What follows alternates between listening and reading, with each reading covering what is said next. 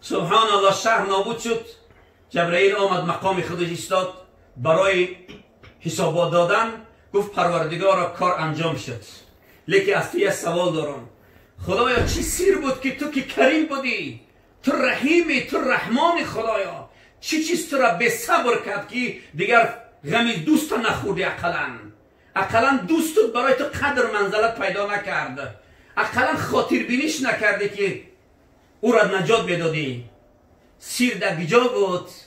پروردگار مهربان گفت جبرائیل تو ملائک مقرب درگاه هستی، ملائک وحی هستی، تو را من چنان نیرو و قدرت عظیم دادگی هستم، 600 قنات دادم، لیکن از بعض چیزا بیخبری. آنه که من میدانم تو نمیدانی. میدانی که سبب کافر شدن این مردم اقام انمی شیخ بود؟ میدانی که این مردم به خدا شد؟ ایلی چی شد این به خدا؟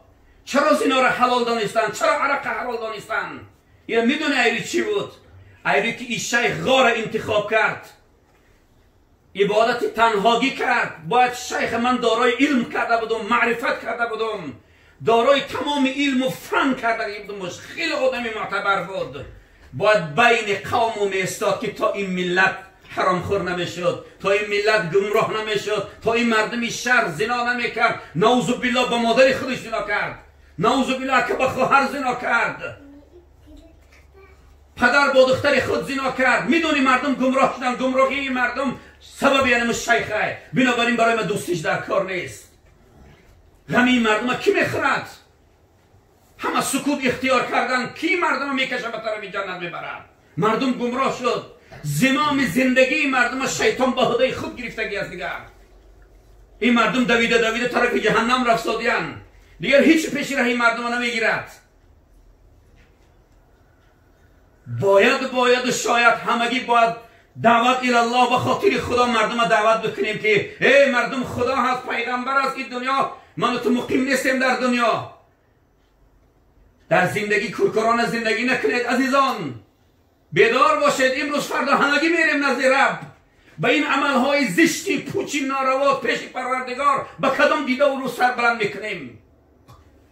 من و شما را اگر خدا علم داده باشد، من و شما را اگر پروردگار فضل علمی داده باشد، هر کی گوینده ای کلمه لا اله الا الله محمد رسول اگرش فرض و واجب است که برادرش دعوت بکند.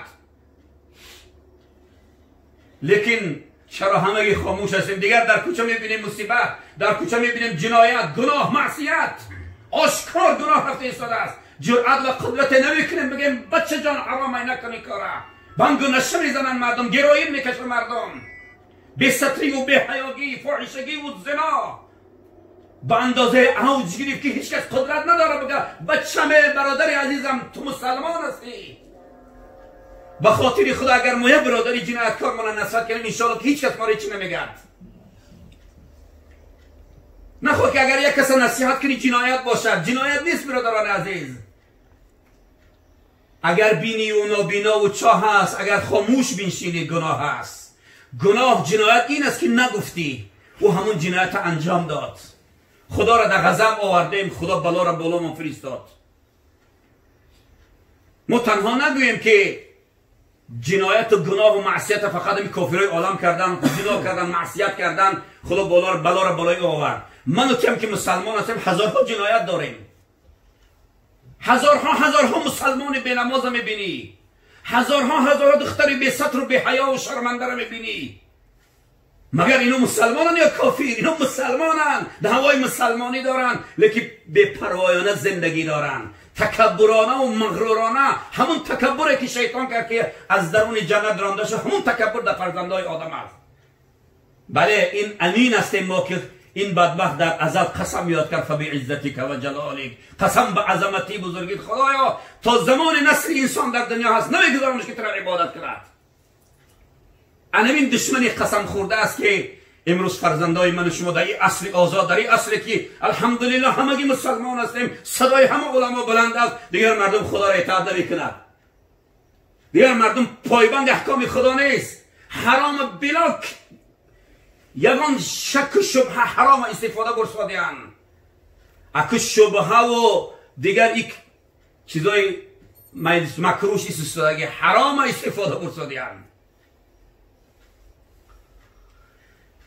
واشکرولی ولا تکفرون، شکر نعمت کنید کفر نعمت نکنید. در هر نعمت حلال خدا برکت است اگر کم هم باشد، لیکن نعمت خدا اگر بسیار هم که باشد حرام باشد، در حرام برکت نیست. برادران عزیز، مادر گذاشتن، مادر عزیز، مادری که وصفی او را اگر هر چند بکنیم زبان ما لال حیران میماند. او مادر تنها عبیدالله و محفظ الله و عمرالدین نبود، او مادر همگی من شما بود.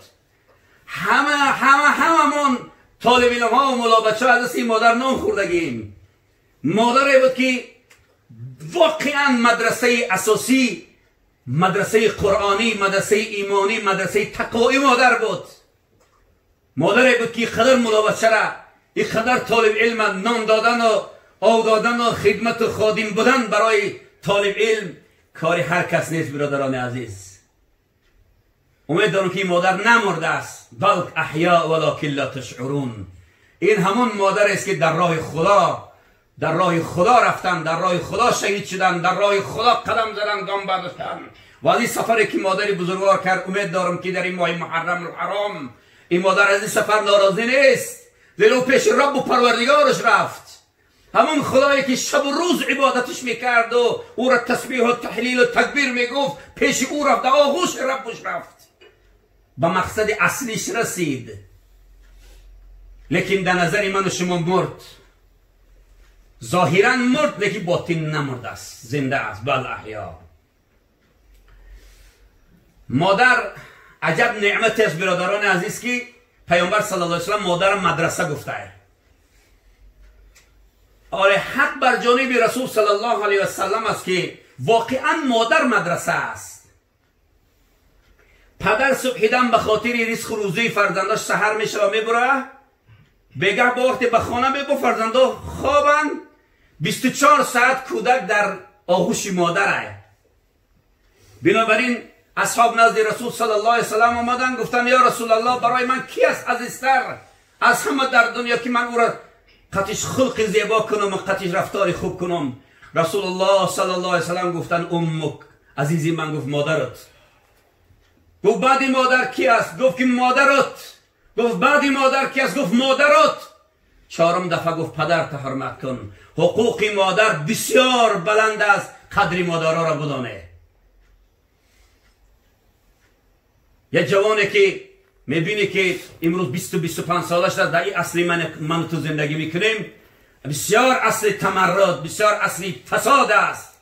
امروز دیگر نه بچه اطاعت پدر و مادر میکنه، نه دختر اطاعت پدر و مادر میکند.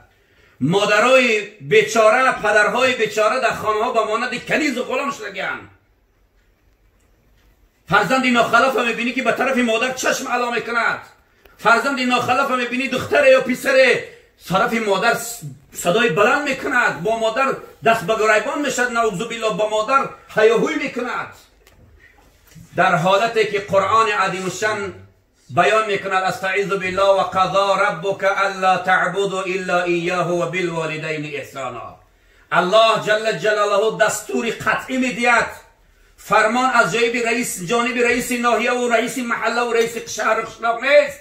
این فرمان از جانب کل رئیس های عالم، پادشاهان عالم، فوق آسمان ها، از بلندی عرش الهی این فرمان به سوی من و تو آمده. و قضا ربک الا تعبدوا الا ایاه و بالوالدین احسانا. الله دستور میدهد که من که رب شما هستم، پروردگار عالمیان، به شما ای مردمی کره زمین دستور میدم من عبادت کنید. الله جل جلاله را عبادت کنید که من بالاتر گفتم که لایق عبادت الله است. الله میگه مرا عبادت کنید و به پدر و مادرتان نیکویی کنید، خلق نیکو داشته باشید. حضرت عبدالله ابن عمر رضی الله تعالی عنه روز محضر رسول صلی الله علیه وسلم آمد، در حالتی که پیامبر او را فریاد زد او دیرتر کرد. وقتی نزد حضرت رسول صلی الله علیه وسلم آمد، پیامبر صلی الله علیه وسلم پرسید که عبدالله چرا که ما تو را فریاد کشیدیم تو دیرتر آمدی؟ گفت یا رسول الله الان در جنت بودم. گفت چی خیل؟ گفت الان کفای پای مادرم در بغلم بود و به این ریشهای مبارکم گفت کفای پاشم میمالیدم. همین حالت بود که اشک از چشم مبارک رسول الله صلی الله علیه وسلم سرازیر شد. عبدالله ابن عمر گفت که یا رسول الله مگر گپی ناجا زدم که شما ناراحت شده باشه؟ گفت نه، من از این گپی تو ناراحت نشدم عبدالله جان، بلکه آرزو کردم که کاش که مادر محمد صلی الله علیه وسلم هم میشد و منم کفای پاشم میگرفتم و ریشام میمالیدم. میدانی علتش چی است؟ در ریشات جواهرات میبینم، در ریشات دردانه ها میبینم.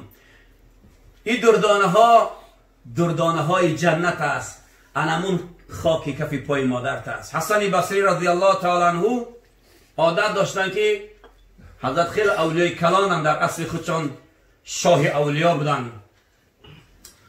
عادتشان همین بود که وقتی درس مریدا تمام میشد، ذکر و تسبیح و تحلیل و تکبیرشان تمام میشد، می آمدن نزد مادر، شب یک لحظه میشستن، مادر خدمت میکردن، دستای مادر میبوسیدن، پاهای مادر بریشاش هر شب مالیش میکرد. حضرت حسن بصری رضی الله عنه مادر خواب میکرد، ثانی بعد میره پیش زن و فرزنداش، مادر دعاش میداد، میگو بچه مکرال نزد زن و فرزندکات خواب کن. هر شب عملش همین بود. هر شب از شبها نزد حسن بصری مهمان آمد، حضرت با مهمان آواره شدن. مهمان زیاد بود، مثل اکمانکه عبیدالله، خانه پوری مهمان شد، دیگر نزد مادر رفتن نتونید. هرچند حرکت کرد که مادر خواب نکرده برم یا بر مادر دیدار شد ببینم، نشد. دیگر مهمان زیاد بود، در خدمت مهمانا بودن. با همین شب دراز شد، مادر خواب کردن. مهمانا را گسیل کرد. حسن بصری رضی الله عنه دویده آمد حجره مادر در یعنی مکه، نگاه کرد که الکی مادر خوابیدن. دیگر ناراحت نکرد، مادر را بیدار نکرد، آستقای پایین پاش آمد چیشت و همون لب کرپاش را بالا کرد، خم کرد، بریشاش همون کفای پای مادرش یادو بارم خیلی لمس کرد. مادر بیدار نشده، هم خیلی لمس کرده، گفت که ترک عادت نشوه، گفت پوشاند و زد رفت. مادرش بیدار نشده بود، خبرم نداشت. رفتن خواب کردن، سحر خیستن بامداد، بعد نماز بامداد عادتشون همین بود که امریدا میپرسید همیشه کدامت خواب دیده. این عادت رسول صلی الله علیه و سلم بود. پیامبر صلی الله علیه و سلم هر صبح بعد بامداد از صحابه میپرسید که امشب کدامت چی خواب دیدگیه. صحابه هر خواب میدیدن میگفتن رسول صلی الله تعبیرشان میکردن. حسن بصری هم مریدا رو طرف مریدا آوردن، گفتن که بزرگا همیشه کدامت چی خواب دیدگیه. هر کس هرچی، یکی از شاگردای عزیز و مقربشان گفتن پیری بزرگوار منم همیشه یک خواب عجیب دیدم.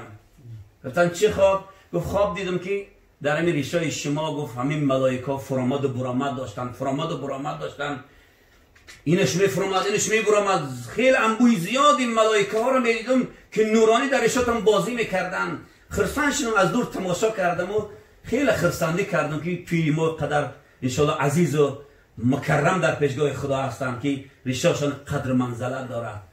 حضرت ایستادن، خیلی توجه کردن و سوی مرید گفتن که آره من این شب کمتر کارم خلاف کار شد. هر شب من با مادرم میرفتم